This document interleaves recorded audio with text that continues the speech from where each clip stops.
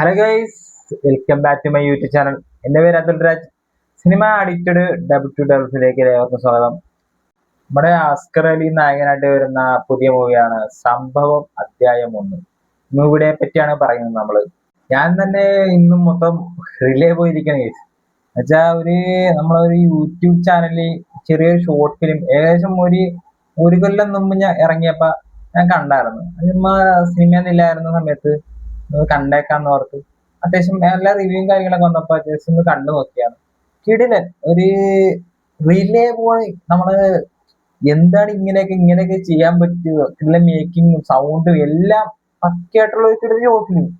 അത് കഴിഞ്ഞ് ഒരു കൊല്ലത്തോളം ഇപ്പൊ കഴിഞ്ഞ് ഒരു 6 മാസം മുമ്പാണ് ഞാൻ കാണാം ആ പടം തന്നെ, അല്ലെങ്കിൽ ആ ഷോർട്ട് ഫിലിം തന്നെ ഒരു ബിഗ് സ്ക്രീനിൽ വലിയൊരു സിനിമയാക്കി ഇറങ്ങാൻ പടം എന്ന് പറഞ്ഞു. അസ്കർ അലിയാണ് അതിനകത്ത് നായകനായിട്ട് തന്നെ.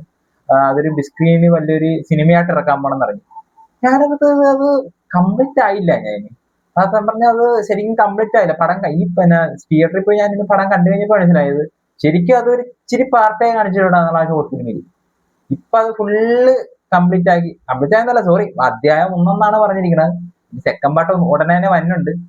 അധ്യായം 1 പറഞ്ഞിരിക്കുന്നത്. ഞാൻ ഓർത്ത് എങ്ങനെയായാലും ഫോണിനകത്ത് കണ്ടിട്ട് ഭയങ്കര എക്സ്പീരിയൻസ് ആണല്ലോ കിട്ടിയ.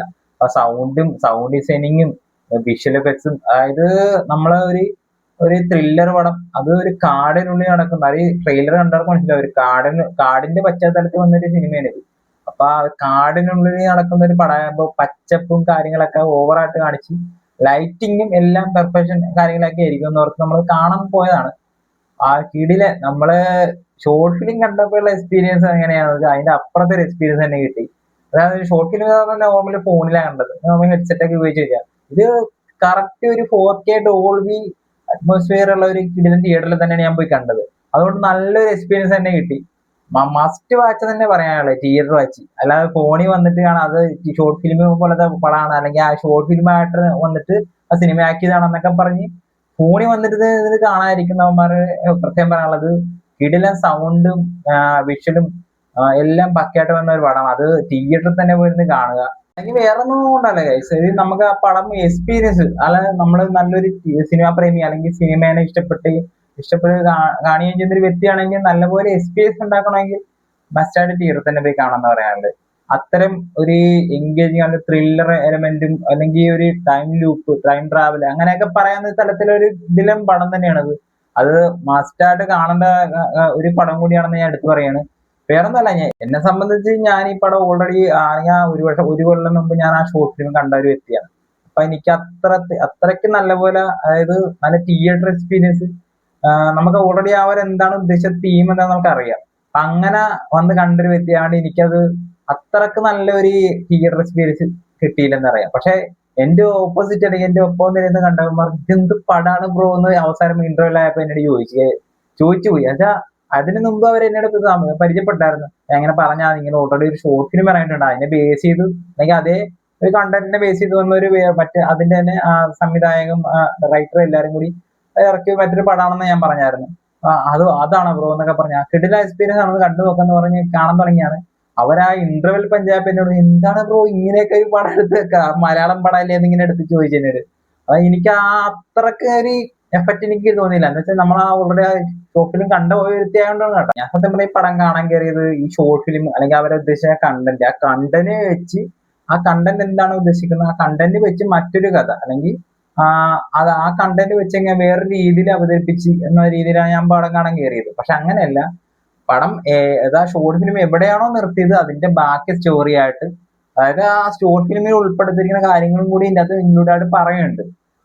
അതും കൂടി വെച്ച് തന്നെ നല്ലൊരു എക്സ്പീരിയൻസ്, അല്ലെങ്കിൽ നല്ലൊരു തിയേറ്റർ എക്സ്പീരിയൻസ്, അല്ലെങ്കിൽ thriller, time loop, time travel എന്നൊക്കെ പറയുന്ന രീതിയിലുള്ള കിടിലൻ എക്സ്പീരിയൻസ് ആണ് ഈ പടം കണ്ടപ്പോൾ എനിക്ക് സമ്മാനിച്ചത്. പിന്നെ പടത്തെ പറ്റി ആദ്യം തന്നെ എടുത്തു പറയാനുള്ള writing director by Jithu Sadasivan Mangalath. പുള്ളിയാണ് റൈറ്റിംഗും ഡയറക്ഷനും ചെയ്തിരിക്കുന്നത്. പിന്നെ കമ്പോസർ ഗോവിന്ദ് തോമസ് ആണ് കമ്പോസ് ചെയ്തിരിക്കുന്നത്. Cinematography Naveen, editor by Arjun Prakash, sound department മച്ചാമാര്. ഇവന്മാരാണ്. ഇവരില്ലെങ്കിൽ ഒക്കെ പറഞ്ഞാൽ ഈ പടം തന്നെ ഇല്ലെന്ന് പറഞ്ഞാൽ മതി. സൗണ്ട് ഡിപ്പാർട്ട്മെന്റ് ആണ് പടം തന്നെ മൊത്തം. അത് ഓരോ സീനാണെങ്കിലും ഓരോ സീൻ എടുത്തിരിക്കുന്ന ആ ഒരു ചെറിയ ഗ്യാപ്പിൽ തന്നെ വന്ന സൗണ്ട് വേരിയേഷനും കാര്യങ്ങളൊക്കെ പറ്റയായിട്ടാണ് ചെയ്ത് വെച്ചിരിക്കുന്നത്. എടുത്തു പറയാനുള്ളത് എം കെ കാർത്തികേയനും തേജസ്വിയും ഇവർ രണ്ടുപേരും കൂടിയാണ് സൗണ്ട് ഡിപ്പാർട്ട്മെന്റ് കൈകാര്യം മച്ചാന്മാരെ ഒരു രക്ഷയില്ലെന്ന് തന്നെ പറയാം. പിന്നെ colour department Shinoy P Das അതാണ് കളർ ഡിപ്പാർട്ട്മെന്റ്. ഒരു ഈ സിനിമ കണ്ടിറങ്ങി കഴിഞ്ഞപ്പോ പടത്തിൽ അഭിനയിച്ചിരിക്കുന്നവരുടെ അഭിനയമൊക്കെ ആയിരിക്കും നമ്മൾ ആദ്യം ചിലപ്പോൾ എടുത്തു പറയാ. പക്ഷെ ഈ പടത്തിൽ എനിക്ക് മെയിനായിട്ട് എടുത്തു പറയാനുള്ളത് ഡയറക്ഷനും റൈറ്റിങ്ങും എഡിറ്റിങ്ങും സൗണ്ട് ഡിപ്പാർട്ട്മെന്റ് ഇതൊക്കെയാണ് ഇതൊക്കെ കുറിച്ചാണ് എനിക്ക് എടുത്തു പറയാനുള്ളത്. പിന്നെ ആദ്യം തന്നെ പറയാനുള്ളത് സ്ക്രിപ്റ്റ് കിടിലൻ സ്ക്രിപ്റ്റ് ആണെന്ന് വെച്ചാൽ റൈറ്റിംഗ് ഡയറക്ഷനും ജിത്തു സദാശിവം അങ്കലത്ത് പുള്ളിക്കാരൻ തന്നെയാണ് റൈറ്റിംഗ് ഡയറക്ഷൻ ചെയ്തിരിക്കുന്നത്. കിടിലൻ സ്ക്രിപ്റ്റ്. ആ സ്ക്രിപ്റ്റിന് അനുസരിച്ചുള്ള രീതിയിലുള്ള മേക്കിങ്ങും അതിന്റെ സ്റ്റോറി ടെല്ലിംഗ് രീതിയാണെങ്കിലും അതിനൊരു ബാക്ക് സ്റ്റോറി കൊടുത്തിട്ടുണ്ട്. ബാക്ക് സ്റ്റോറി നല്ല കിടിലായിട്ട് തന്നെ കാണിച്ചു വെച്ചിട്ടുണ്ട്. ഞാൻ ഓർത്ത് അത് ഷോർട്ട് ഫിലിമിൽ കാണിക്കണുണ്ടായിരുന്നു. ഒരു ചെറിയൊരു ഒരു അനിമേഷൻ പോലെ തന്നെ അത് ചെറിയ രീതിയിൽ കാണിക്കുന്ന ബാക്ക് സ്റ്റോറി. എന്തുകൊണ്ട് അങ്ങനെ സംഭവിക്കുന്നു, ഇങ്ങനെ സംഭവിച്ചു, അല്ലെങ്കിൽ ഇത് ഇന്ന കാരണം കൊണ്ടാണ് ഇങ്ങനെയൊക്കെ സംഭവിക്കുന്നത്, ഒരു ഡീറ്റെയിൽ ആയിട്ട് ചെറിയ ബാക്ക് സ്റ്റോറി ഉണ്ട്. പക്ഷെ ഞാനത് ഓർത്ത് തുടങ്ങിയപ്പോൾ ഞാൻ കാണിക്കാൻ ഞാൻ ഓർത്ത് ഇത് കാണിക്കരുത് പറയണമെന്ന് തന്നെ ഓർത്ത്. ആ ബാക്ക് സ്റ്റോറിയും കൂടി ഉള്ളതുകൊണ്ട് പടം കത്തിച്ചെന്ന് തന്നെ പറയാം. ബാക്ക് സ്റ്റോറി എന്തുകൊണ്ട് ഇങ്ങനെയൊക്കെ സംഭവിക്കും എന്നുള്ള ഡീറ്റെയിലിംഗ് ആയിട്ട് പറഞ്ഞുകൊണ്ട് നല്ലപോലെ പടം വർക്കായി. പറയാനുള്ളത് പടത്തിന്റെ കാസ്റ്റ് ആൻഡ് ക്രൂ അല്ല കാസ്റ്റ് അസ്കർ അലി, സിദ്ധാർത്ഥ് ഭരതൻ, വിനീത് കുമാർ, അസീം, ജാമൽ എന്നിങ്ങനെ അടങ്ങുന്നതാണ് പടത്തിന്റെ കാസ്റ്റ് ഒക്കെ വരുന്നത്.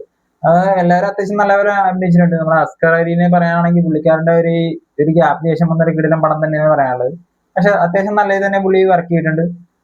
പടം ഒരു ഉദാഹരണം പറയുകയാണെങ്കിൽ നമ്മളിപ്പോ ഈ അവസാനം ഇറങ്ങിയ കിഷ്കിന്താണെങ്കിലും മറ്റേ എക്കോ ആണെങ്കിലും അങ്ങനെയുള്ള മൂവീസ് ഒക്കെ കൂടുതലായിട്ട് വർക്കായി ഇഷ്ടപ്പെട്ട് തിയേറ്ററിൽ നിന്ന് ഇറങ്ങിയ ഒരു വ്യക്തിയാണെങ്കിൽ നിങ്ങൾ മസ്റ്റ് ആയിട്ട് ഈ പടം കൂടി കണ്ടിരിക്കുക. കിടിലൻ സിനിമാറ്റിക് എക്സ്പീരിയൻസ് തന്നെ സമ്മാനിക്കും. അത് ഉറപ്പ് പറയുന്നു. അത് അങ്ങനത്തെ ഒരു സിനിമയാണ്. അതുപോലത്തെ ഒരു എക്സ്പീരിയൻസ് സമ്മാനിക്കുന്ന പടം കൂടിയാണ്. മസ്റ്റായിട്ട് തിയേറ്ററിൽ തന്നെ പോയി കാണുക. എന്നെ സംബന്ധിച്ചിടത്തോളം പടം നല്ലപോലെ എനിക്ക് വർക്കായി. ഇനി നിങ്ങൾ പടം കണ്ടിട്ട് പടത്തിന്റെ എക്സ്പീരിയൻസ് എന്താണെന്ന് പറയാ. ഓക്കെ എന്നാ ബൈ.